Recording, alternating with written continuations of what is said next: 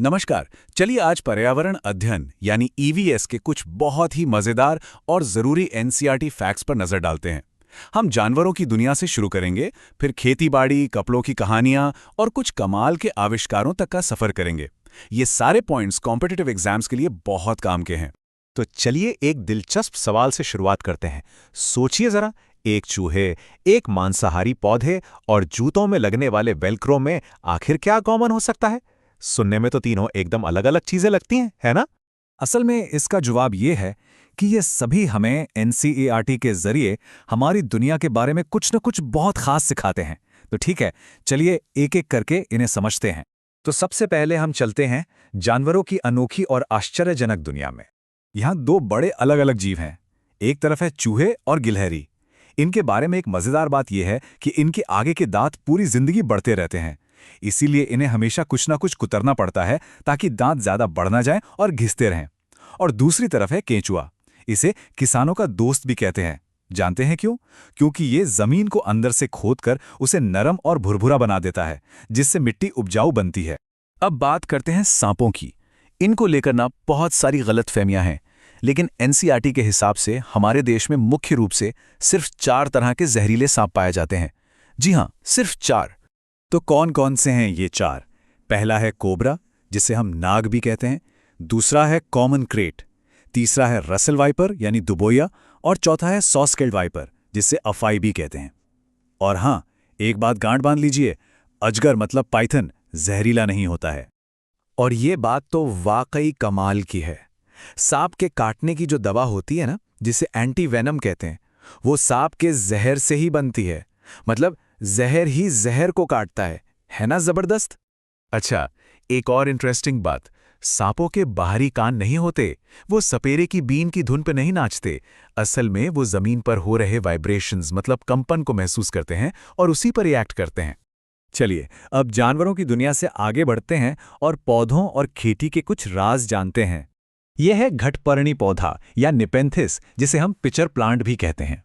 ये एक मांसाहारी पौधा है, मतलब ये शिकार करता है। भारत में ये मेघालय में मिलता है और इसके अलावा इंडोनेशिया और ऑस्ट्रेलिया में भी। इसका शेप एक घड़े जैसा होता है और इससे खास खुशबू निकलती है।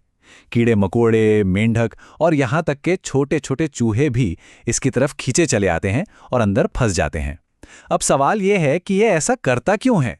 क्योंकि ये ऐसी मिट्टी में उगता है जहां नाइट्रोजन की बहुत कमी होती है, तो ये शिकार करके अपनी नाइट्रोजन की जरूरत पूरी करता है।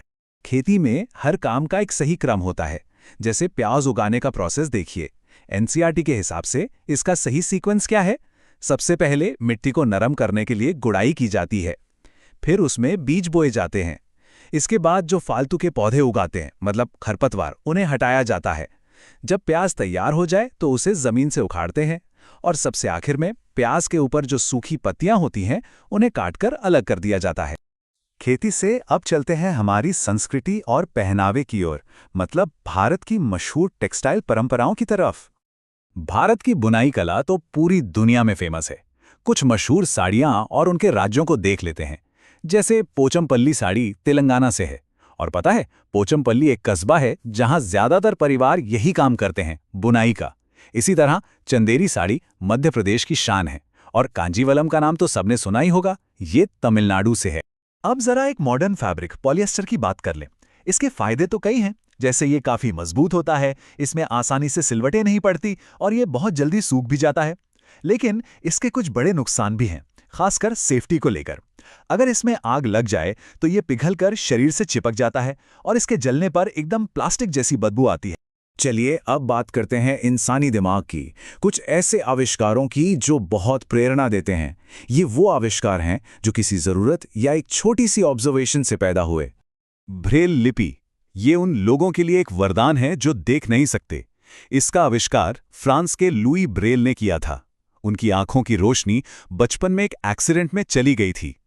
ये लिपि सिर्फ 6 उभरे हुए डॉट्स पर आधारित है, जिन्हें छूकर पढ़ा जा सकता है। क्या कमाल का आविष्कार है। ये कहानी तो इस बात का बेहतरीन उदाहरण है कि कैसे प्रकृति हमें आइडिया देती है। वेल्क्रो का आविष्कार कैसे हुआ? साल था 1948।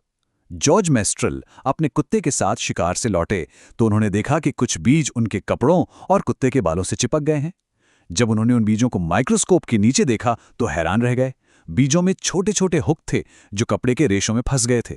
बस यहीं से उन्हें आइडिया मिला और उन्होंने नेचर के इसी हुक एंड लूप सिस्टम को कॉपी करके वेलक्रो बना दिया। तो अब तक हमने जो भी देखा उसको समेटते हैं। इन सब में एक बात कॉमन है, प्रकृति और हमारा गहरा रिश्ता। और आखिर में एक और दिलचस्प तथ्य, उत्तर प्रदेश का कन्नौज शहर, जिसे इत्र की नगरी भी कहते हैं, यहाँ आसवन विधि यानी डिस्टिलेशन प्रोसेस से फूलों से इत्र बनाया जाता है। ये दिखाता है कि कैसे हम सदियों से प्रकृति की चीज़ों को अपनी संस्कृति का हिस्सा बनाते आए हैं। तो ये सारे उदाहरण देखने के बाद मन में एक सवाल आता है, प्रकृति से प्रेरित होकर अगला बड़ा आविष्कार क्या हो सकता है? जरा सोचिएगा इस बारे में।